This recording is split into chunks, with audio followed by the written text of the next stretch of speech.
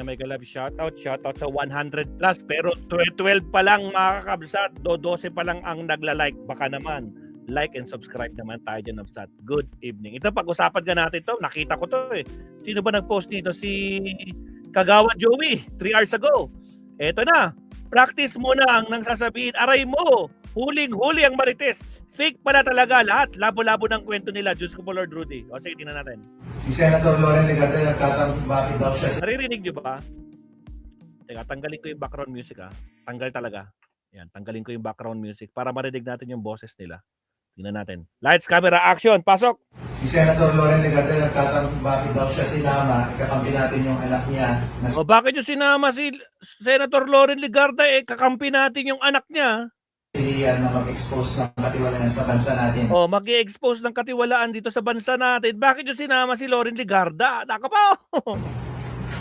Bakit yung sinama si Senator Loren Legarda? O bakit yung sinama si Loren Legarda? Totoo naman sir na drop kami ng dalawang maleta. Ayun! Totoo naman pala na nag-drop sila ng 2 maleta, mga kakabsat.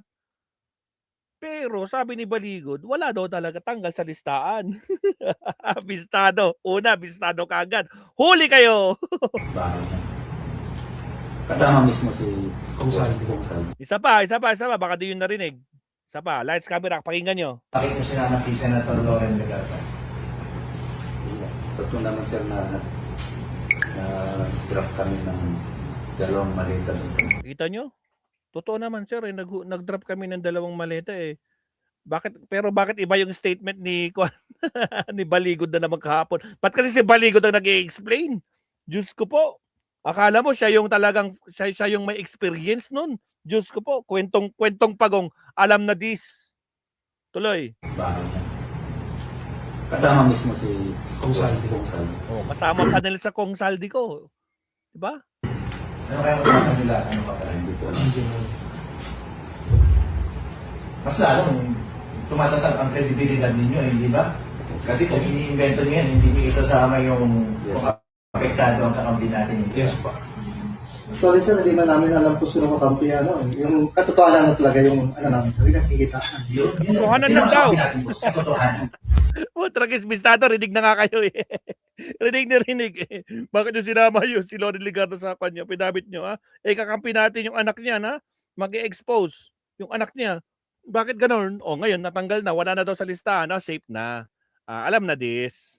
Okay, sir, question po. Aside po kay may idea ho ba na sino talaga yung pinakapunod doon na lahat?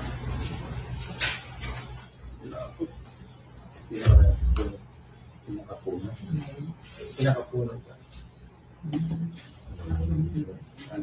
Nasa pidabis ko naman po. So ngayon, ang sinasabi ninyo, katotohanan lang lahat ang sinasabi ninyo.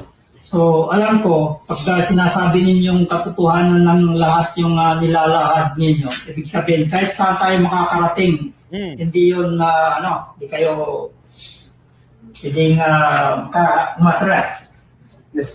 Kasi nandiyan na, kasama na din yung pamilya ninyo dyan. Yes po. Sa usaping politika po, hands off na po kami dyan kasi sa totoo lang, mensahero lang po kami ni Bustaldi po. Oh, Wala mensahero. po kaming ibang trabaho, kundi gampanan lang yung tasking namin araw-araw. Sa politikang usapin po, hindi na po namin pinamasukan yan. Baka matumbok na niya kung sino talaga yun. Baka Kasi pinagpumapugma ko lang sir, sabi niyo nga, Tutumbok na na yung umanggap, di ba? tutumbok na yung Tutumbok na yung pitis ulo. na sinasabi. Kaya tinanggal. Kasi nga mayroong mga senador na Tumanggap. huli na po yung yung 90 plus na sinabi niya po. Pero kay boss, nasa 30 plus. Sa isang araw. Kay 30 plus yun kasi hati-hati. Security, yung sinasabi na maghahatid ng basura, saka may papang transaction na paisa-isa lang yung dinadala sa mga ibang congressman. Sir, sir, kung reaction nyo na kakasuhan daw po ni Trillanes yung 18 Marines na naglabas po ng ano ngayon, issue ng mali-malita. Kahit sino pa sa inyo susunod ako. Una-una sir, siyempre, madismaya ka kasi naglalahad sila ng katotohanan. O nadidismaya daw sila kasi kakasuhan daw sila ni Trillanes. Ano, what do you expect? Ha? Pinasok niyo yan. Panindigan niyo. Patunayan niyo lang sa korte. Talaga. Tapos bigla nang darating yung nakakasuhan ka. Pero na-expect naman namin yan, ganyan talaga Yan, mangyayari. expect nyo. Expect nyo. Pa rin kami. Ituloy pa rin namin kung anong dadat na. Yes, sir, follow-up ko lang, sir. Sa dami ng mga nagkakaso sa inyo ngayon, and for sure, meron pang mga parating na mga kaso na ipa-file sa inyo. So, tuloy na ba ito ba kahit anong gagawin nilang intimidation, pressure, whatsoever, threat, wala na ba pong recantation to? Tuloy na. Kahit hanggang dulo. Yes po. Tuloy-tuloy na. Wala nang atrasan. Sir, tanong ko lang po, si Trillanes, hindi ko ba siya nakatanggap? Natatanggap po yan. Kasi lagi friend po yan siya sa town. Taon na naka-meeting. Tapos meron ding isa sa kasamahan namin po, hindi lang po nakasama, na mismo sa bahay po niya inatid yung maleta. Saan po yung bahay? Hindi pa namin Yung kasama namin sana makakasagot kaso inano niya yung family niya. Yeah, may sagot na kanina. Ate po. So walang sa inyo, kahit isa sa inyo na personal talaga na kilala si Trillanes. Kilala na po si Sir Yan. Yung bang kadikit mismo, yung mga report ka o walang gano'n, sir. Basta kilala lang. Kakilala. You may close. Oh, yun. Ang ibig ko sabihin. Kay Laila de Lima daw, hindi daw siya congressman doon, tsaka nakakulong daw siya noon nung panahon na sinasabi ninyo na tumulong siya. Paano namin siya nakita, sir, sa Taunas kung nakakulong pa siya? Pagkalabasata niya yun sir. Pagka nakalabas na siya, then yung ongoing ata yung Sabi niya, pagkalabas ata daw yun. Pagkalabas daw niya ata. May ata pa talaga. Hindi ka sure? hearing sa quad ko mata yun sir na nandun nga si Kwan FPRRD nun, di ba? FPRRD, si Dilima, tapos may father ata yun na, tapos si Trillanes. Congressman ba si Laila, no? Hindi pa po ata So witness siya. parang gano'n na. So pwedeng yung pera ay bayad bilang witness. Siguro sir, kasi before nun, Patrang hindi ba nila alam kung congressman na daw si Dilima nung magkatabi sila ni Dilima tsaka ni Digong. Yung halos ginanon niya si Trillanes na diba, babatuhin niya ng mic. Hindi niya alam kung congressman. Putragis congressman ba si Condon? O hindi pa niya alam, anak ng kamote. Kailan lang yun? Last year lang yun eh. Diyos ko po, Rudy. sir, nakita na namin siya sa town na. May apidabit kayo doon, sir, sa Quadcom na yun na nando doon si PRRD. Wala po, pero yun yung naalala namin. So, kaya niyong i-prove, sir, na tumanggap talaga si Dilima? Oo, sir, kasi nakita namin. Nakita namin. Ayun, okay. Ipoprove daw nila eh.